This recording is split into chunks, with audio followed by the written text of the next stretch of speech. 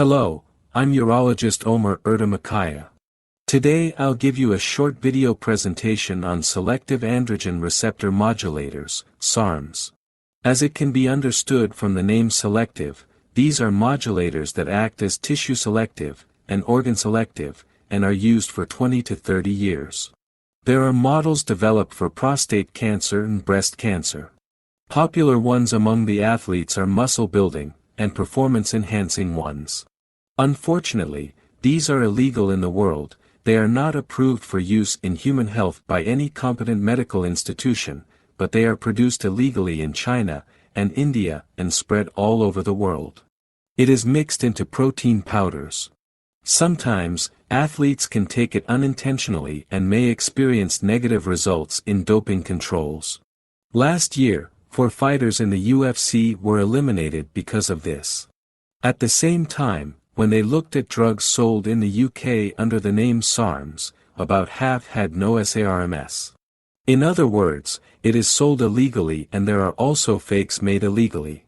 The original purpose of SARMs was to create a potential alternative to testosterone therapy. What are the characteristics of the ideal drug in testosterone treatment? It was desired to have many features such as being taken orally, not toxic to the liver, not turning to dihydrotestosterone, not turning to estrogen, not enlarging the prostate, and not increasing bad cholesterol. SARMs were actually tried to be produced as an alternative to this. At first they were touted like this while being sold illegally, but it was shown that they could cause hypogonadism and could lower the FSH and LH levels in the future.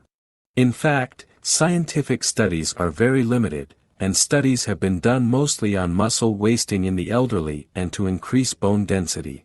But they did not get approval from the FDA on this issue, and there is no serious drug approved by the FDA for muscle wasting in the world. Because it is a very big indication. In my own opinion, there will be a very good molecule among SARMs as an alternative to testosterone therapy in the future. But maybe this will happen in 10 years, maybe 30 years later, we don't know. Because these clinical studies involve very long periods. There is also something like this. Normally, such studies are given to a limited number of people in limited doses and for a limited time. But athletes use them at much higher doses and for much longer periods of time. And they're mixing it with other drugs, anabolics, and case reports have started to emerge when athletes use them. Here are publications such as liver and kidney damage given by SARMs. In fact, since clinical studies will never be conducted at high doses, only such case reports can show the side effects of SARMs. As I said, SARMs are molecules with limited human studies and more animal studies. Frankly, I definitely do not recommend its use. It contains both illegal and smuggled substances.